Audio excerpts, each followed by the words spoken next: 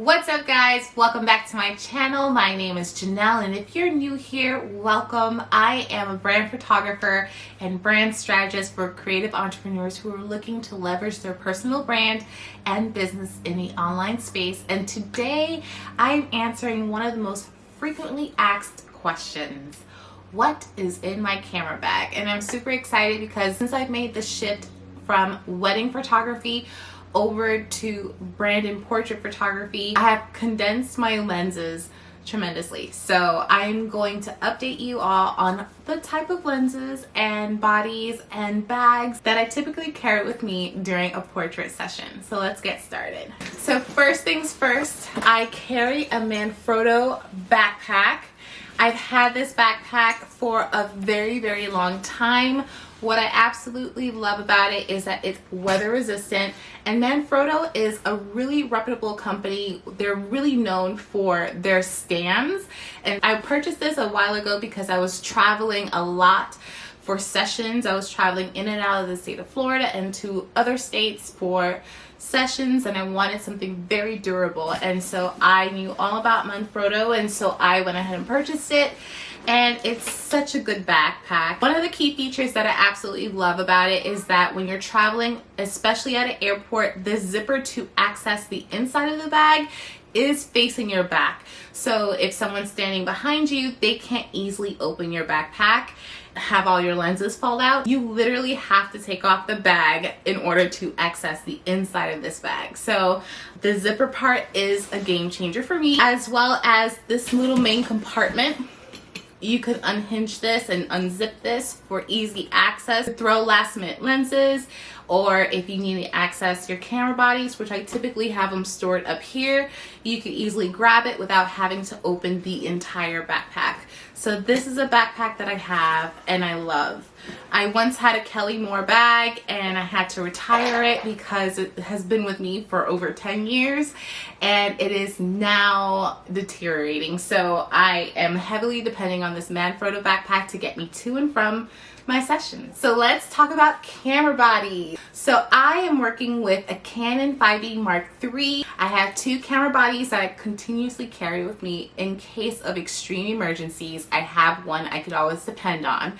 And this has been my go-to camera. It is my workhorse. Eventually I'll be upgrading this bad boy, but in the meantime, this is something I always take with me to every single shoot. So let's move on to lenses. This lens is a Canon 50mm 1.4 lens. Love it. I have not upgraded to a Canon 50 1.2. I have always stuck with the 1.4 and it has always done me justice. It still produces the buttery backgrounds that everybody loves, and it is tack sharp. My clients are looking phenomenal when I shoot with this lens. This lens is on my camera body about 90% of the time. I move around with it, so it's not necessarily a zoom lens that I have to have on my camera body. I just move around, do different angles to capture the best shots for my clients. A Canon 50mm 1.4 lens is still phenomenal, even if it's not a 1.2. It still gives me the tack sharp quality that I could always appreciate. So my ultimate favorite lens, this lens is a 24-70 Canon lens. I absolutely love this body. The reason why I love this body is that it allows me to really move without necessarily moving to and from my clients. It's a zoom lens, so it allows me to maneuver when I'm in a sticky situation where I need to get more of a background or tighten up and get closer to my clients. I'm able to do that with this lens. This lens is a beast. It was one of my favorites when I was shooting weddings, and it's equally a favorite for now that I'm shooting portraits. So if I need to capture more of a scene, I'm able to do that without moving. If I need to narrow in and get closer to my clients without moving, moving as well, I'm able to do that.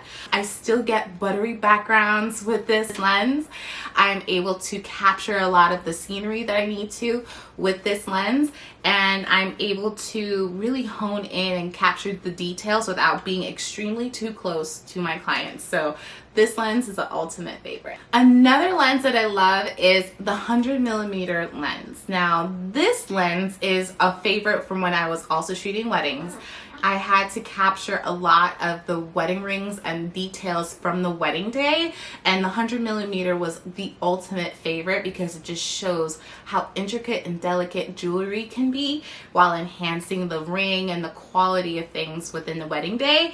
And so I now use the 100mm to capture more headshots that I really wanted to compress the background of an image. I'm able to do that with the 100mm, and it's tack sharp, and I wanted to find another way to be able to use this. So if I wanted to capture details of an eyelash or a makeup artist putting on makeup, or if I want to capture small details like a family portrait session, I'm able to do that with this lens. Of course, it is a macro lens, so I can't be closer to my clients.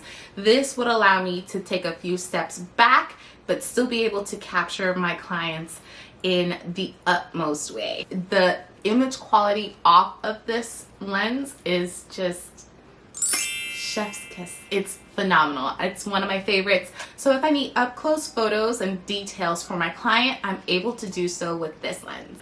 Another lens that I carry with me is an 85 1.8. This lens is really good. It's another lens that can compress the background, so it's just like the 100, but the 85, I don't have to be as far away as I would if I'm shooting a portrait. This is a perfect lens in the happy medium where I'm able to still blur the background, get them tack sharp, but still maintain my distance from my clients and myself. So the 85 1.8 is a great lens. It produces buttery skin. It's just a phenomenal and beautiful lens to have, and it stays within my arsenal no matter if I use it or not. It's always with me. Another lens that I carry with me is a Sigma 35 1.4.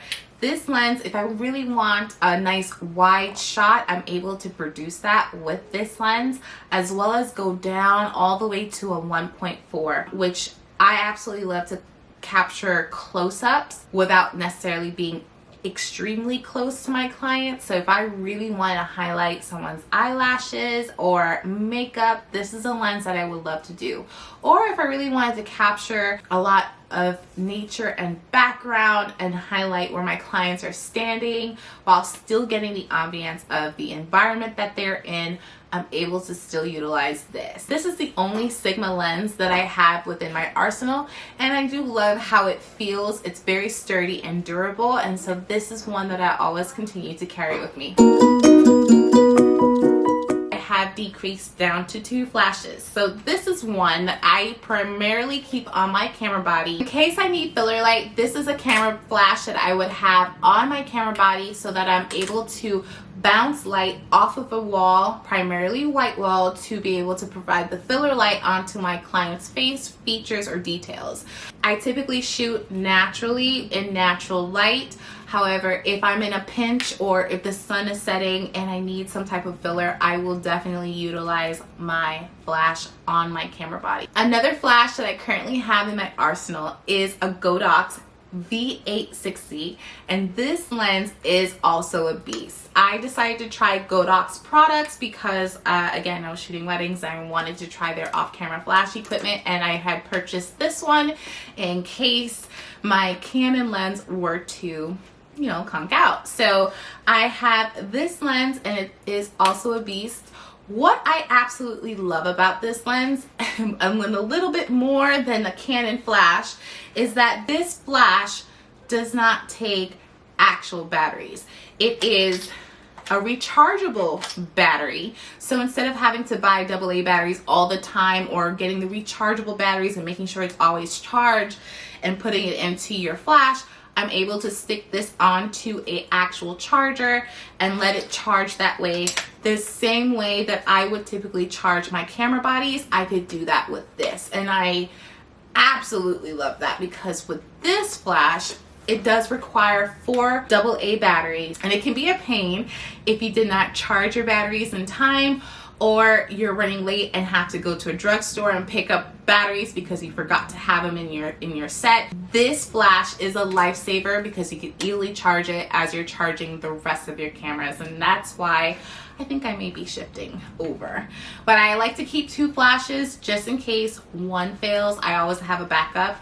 It doesn't matter what, when, or how, I would always carry 2, because in the event I'm shooting a portrait and I want to highlight the background of an image and also provide filler in the front as I'm facing my client, I'm able to do so with 2 flashes. Now, in order for these 2 to talk, what I do have is a transmitter. Now, this is a Godox X2TC transmitter, and what I love about it is that I could easily include this on top of my camera body and have a camera flash sitting right on top, and it can transmit my flash signals to my off-camera flash, which will be the Godox flash. So I just love it. It all works together, and that's why I'm not complaining about ditching all of my Canon flashes to go with Godox.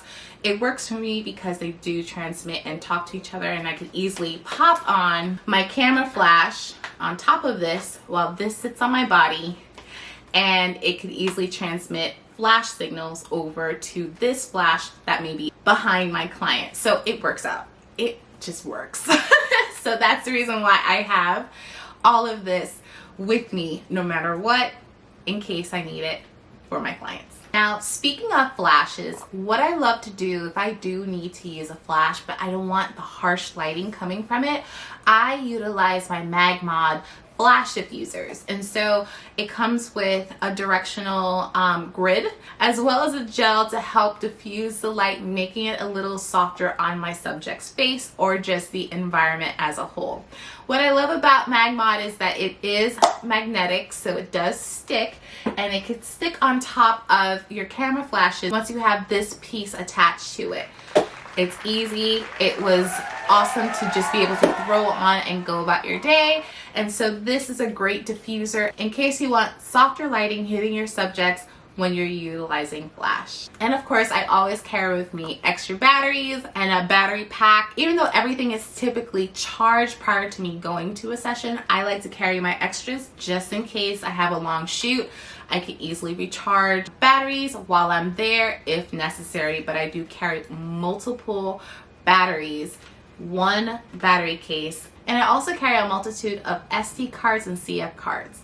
So the way I house my CF cards is by utilizing this case, and I have this case, I bought it off of Amazon, and it's really hard and sturdy, so in the event of an emergency or if something happens, all my SD cards and CF cards are safe in here, and it holds a multitude of cards, so you could easily have a bunch of SD cards or CF cards and it all will fit in this little compartment space. So it actually works out really, really well. Yeah, so this is just how I carry my extra SD cards and CF cards. Everything is typically formatted and ready to go prior to the session so that I am able to rock and roll once I hit on site. And that is all that I carry with me at each brand photography session. Now, each photography session is different based on the environment and how many people are going to be a part of the shoot. But overall, that is majority of what I bring with me to each and every photo shoot. And I hope you guys found this insightful. If you love this video, go ahead and like and subscribe. And tell me below which one is your favorite lens if you're also a brand or portrait photographer. All right, guys, until next time, I'll catch you guys later.